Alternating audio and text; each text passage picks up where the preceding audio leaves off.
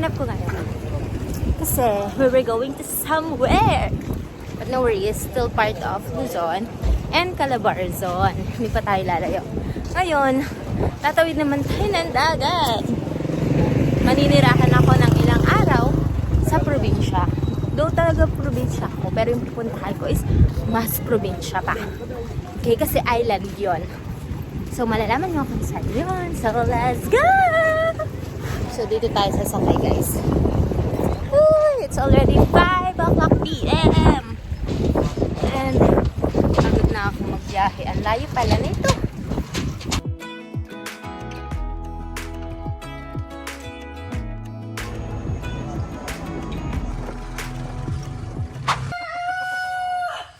Good morning! Morning, morning! Morning, Malo. Morning, guys! So, ako nagising talaga kanina pa ako nagising. Tapos ngayon, maglilibot-libot kami dito. Kasi, grabe. Wala palang signal dito.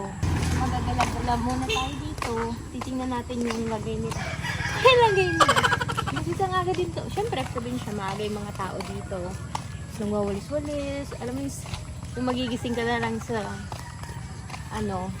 huni ng mga ibon. Pagtalaok ng manok. Ang peaceful, no? Magsa-charge ako, makikidayo muna ako doon. Tapos, may pisinat dito kasi wala nga signal. So, kaya yan o, pisinat yan. So, nakatambay ako sa kubo. Tapos, eto guys, kakao to. First time kong kakain ito. Tikman natin. Asim. Nasa siyang guyabano. Yung ut-ut lang daw to eh. May buto siya. Asim. May pagkaguyabanong pagkamangga. So ngayon, pupunta kami sa may balon. Kung kami tubig, mag-iinggit mga be. Kasi, kailangan maligo.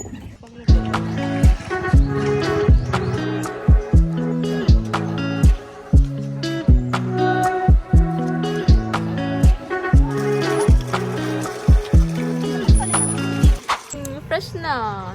So, nakaligo na ako, guys. Tapos, pinag-deliver sa halo-halo.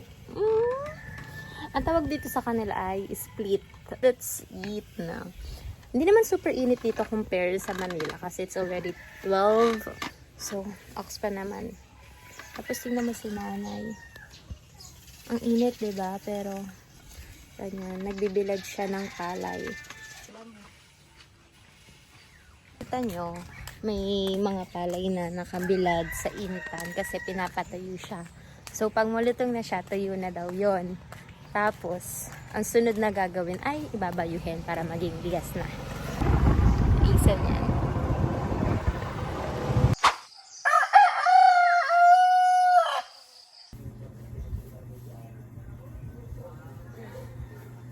Nagising na siya. Ay! Good morning, Milo!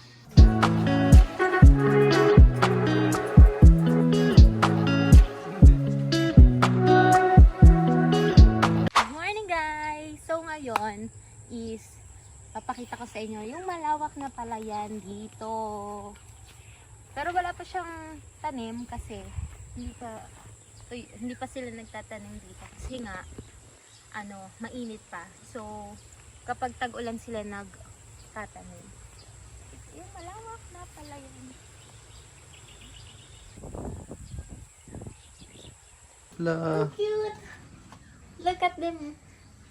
Hi! I'm here! Batangganya is here! Si Peppa and George. Hi, Peppa and George. Nakatingin sila sa akin.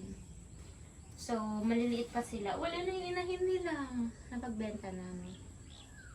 So, hindi naman masyadong maamoy. Pero dahil nga, pagbaboy yan, parang privilege na or advantage na pala nila. Mag-alaga ng mga gantong hayop kasi malayo naman sa bahayan. So, nagre-reklamo. Din kasi sa probinsya namin, sa Batangas namin, pag magpapalay dun, parang pabundok na. Eh, ito, dahil nga island siya, more on, talaga siya, taniman. So, pupunta ako sa kapitbahay namin.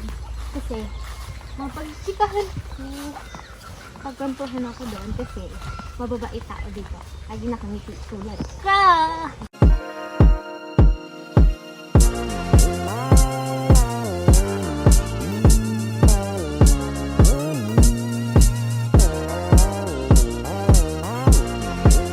Hi guys! Welcome to Alabat, Quezon! So, nandito tayo sa Quezon Province. Dito sa island na to ay mayroong tatlong, let's say city or town. Ito ay ang Perez, Quezon, Alabat, Quezon, and Quezon, Quezon. So, Perez, Alabat, and Quezon. So, nandito tayo sa Alabat, Quezon Central. Nung isang araw pumunta ako dito, nakatayo pa to. Yung I love Alabat, guys. Tapos pagpunta ko, wala na naman. Ay, go. Anyways, ito yung pala yung port ng Alabat. Tapos, diyan kami binaba ng isang araw. Tapos sasakay kami ng trike, papunta doon. Sa may somewhere. Tapos, nagbalik ako dito kasi, wala lang, gusto ko lang makita to. Tapos, kakain kami ng mga street foods here. So, let's try some food of Alabat, Quezon. People are so nice. They're smiling at me.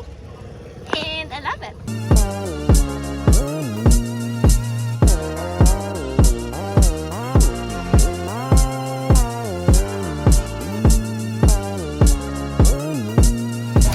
Ito na ang mga game.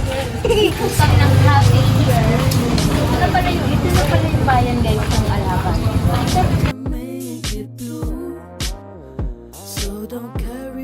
Kakahanap natin ng tuhog-tuhog dito ng pagkain. Parating na tayo sa munisipyo ng Alabat. Tapos ngayon, I found out na wala pala dito ang fast food. As in, walang Jollibee, makikita ng fast food here sa island na. So, very excited. So, ngayon, nalakad kami dito sa cafe. Dito ako napadpad sa takoyaki. Tapos yung may-ari dito, Japanese. Sabi ko, arigato.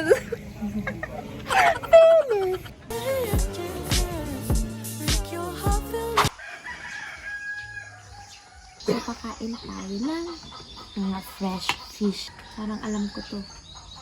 So, para siyang tilapia. Para siyang tilapia. Tapos dito, So, ito yung tinatawag na isdang batuhan daw. Ito si Gapo. Tikman natin.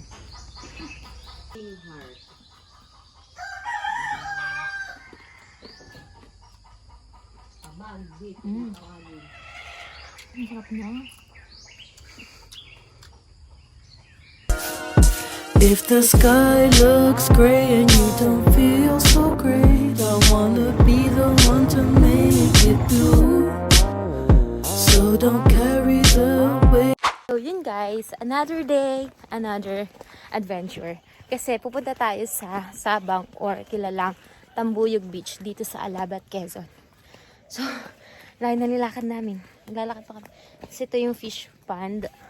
Naglalakad pa kami papunta sa mismong beach. So, let's go!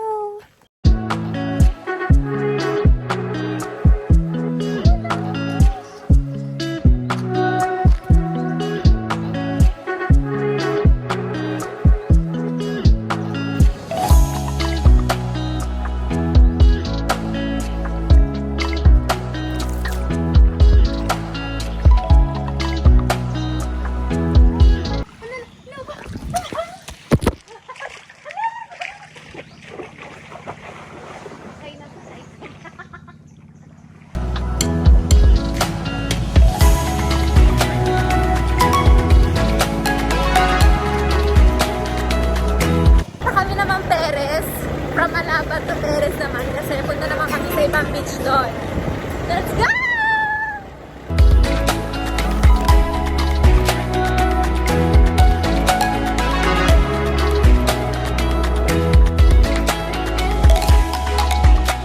Pasok kami, tinayagan kami. Thank you so much! Don't prepared. Wala akong baon swimsuit mo. Ay, go. Kasi sa'yo pinayakan kami dito. So, maglalagin pa lang muna kami. Tara tayo. Diba? Ang laki nga. Pero ang taka-taka dyan. So, tutor ko kayo dito sa Punta Rini Beach, guys. So, wala, yung aso, sinasundan ko. Ay, Galit agad si Hook. Pag entrance pa lang. Ba't ka galit? Taga Batangas ka ba? Oo daw. So anyway, ito guys yung... Dito kami nag-log-in kanina. Tapos, di ba nga dahil under construction pa siya. Pero, may parang pwede nang tumanggap ng guest dito kapag may mga event.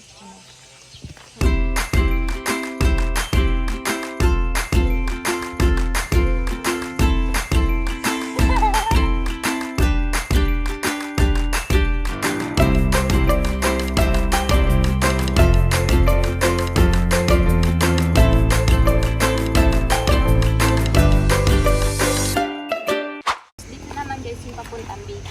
Kasi ditong part na to yung pool.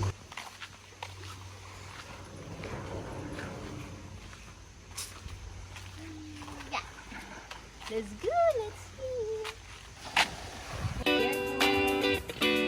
Puting cottage din guys.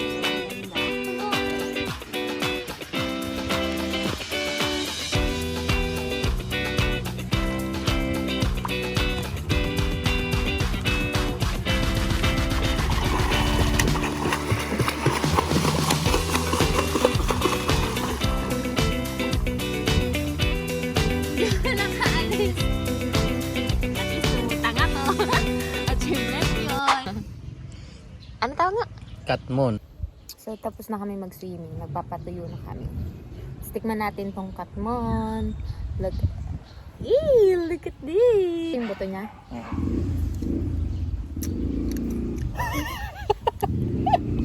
Asin. Prutas talaga to. Pang-asin to eh. Niloloko mo.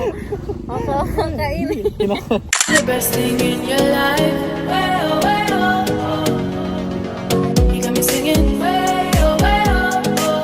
So guys, andito tayo sa may Pambuhan Beach. Pero kung makikita nyo nasa likod ko, Pacific Ocean na daw to. Grabe! Pacific Ocean na daw siya. Dito daw, sa part na to daw yung nagkaka-sunrise. Tapos sa sunset, di ko na tapos ang part. Look! So dito tayo sa mas malapitan na Pacific Ocean! Maganda! I love it!